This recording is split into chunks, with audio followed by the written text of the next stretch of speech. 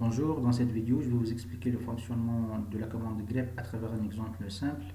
Donc, comme vous le savez, grep, elle permet essentiellement de chercher une expression dans un fichier. Pour ce faire, je vais créer un dossier docs dans lequel je veux créer un fichier F1 qui contient par exemple le mot AZERTY, l'expression ABC, utilisateur Toto 2020, une deuxième ligne vide, puis une troisième ligne qui contient Toto en majuscule comme ça, ABC en majuscule, TP user et puis XYZ. Voilà. Donc pour vérifier que mon fichier a été convenablement créé, je peux utiliser la commande cat F1 qui permet d'afficher le contenu d'un fichier. Voilà, voilà mon fichier avec les deux lignes qu'on a définies tout à l'heure. Donc maintenant, si je veux afficher par exemple les lignes qui contiennent l'expression ABC, les lignes qui contiennent le mot ABC, je dois utiliser la commande grep. L'expression recherchée c'est ABC et la recherche elle va s'effectuer dans le fichier F1. Voilà. Donc cette expression là, ça se trouve dans cette ligne là. Si je veux afficher en plus de la ligne son numéro correspondant, le numéro de ligne correspondant, je dois ajouter l'option "-n". Donc ça va me dire cette expression là, elle se trouve dans cette ligne qui est la première ligne du fichier F1. Maintenant, si je veux ignorer la différence entre majuscule et minuscule, je dois ajouter l'option "-i". Donc à ce moment-là, ça va afficher que l'expression ABC, ça se trouve dans la ligne numéro 1 et aussi dans la troisième ligne. Si j'ai deux options ou plus comme ça, je peux les combiner de cette manière-là. Je peux mettre "-i", ça va me donner le même résultat. Les lignes qui commencent avec Toto maintenant, les lignes qui commencent avec le mot Toto, grep, les lignes qui commencent avec Toto, chapeau, Toto, toujours dans le fichier F1 et je peux toujours utiliser l'option "-n". Pardon.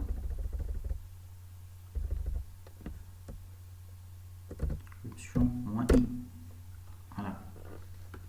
Donc, ça c'est pour dire les lignes qui commencent avec. Les lignes qui se terminent par 2020 maintenant. Donc grep 2020 $. Ça c'est pour dire les lignes qui se terminent par 2020. Toujours dans le fichier F1. Donc c'est bien cette ligne-là qui se termine par 2020.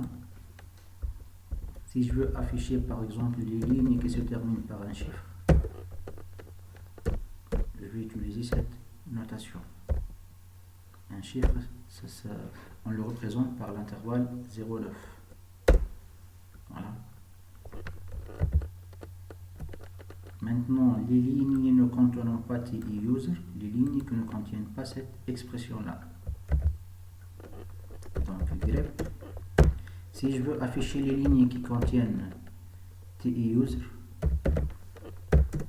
du fichier F1, donc ceci, on le connaît, ça permet de chercher les lignes du fichier F1 qui contiennent cette expression-là.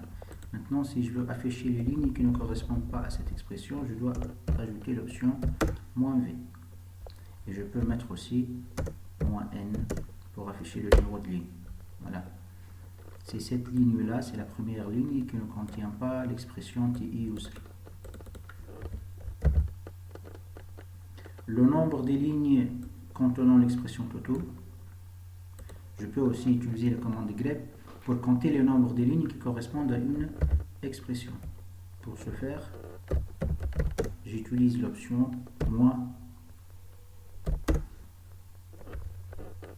"-c". Pour compter le nombre de lignes qui correspondent à une expression, j'utilise l'option -c. Donc, -i pour ignorer la différence entre majuscule et minuscule. Toto du fichier F1. Voilà. Donc, Toto, ça se trouve dans deux lignes. Maintenant, les lignes vides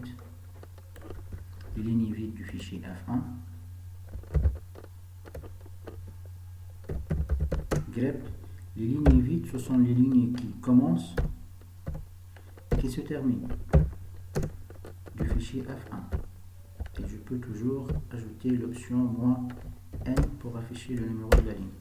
Donc la deuxième ligne, c'est bien une ligne vide.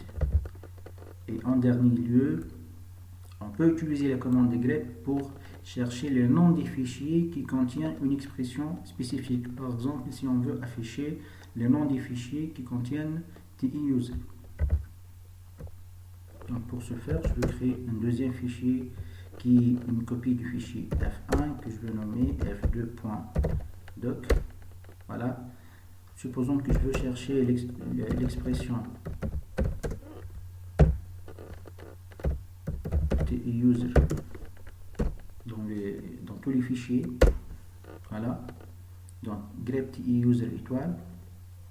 Ça me dit que cette expression-là, ça se trouve dans cette ligne, dans le fichier F1, et ça se trouve aussi dans le fichier f2.doc, plus précisément dans cette ligne-là. Bon, parce que F1, en fait, et parce que F2, c'est une copie de F1 dans cet exemple. Voilà, je vous remercie et on se voit dans la deuxième vidéo.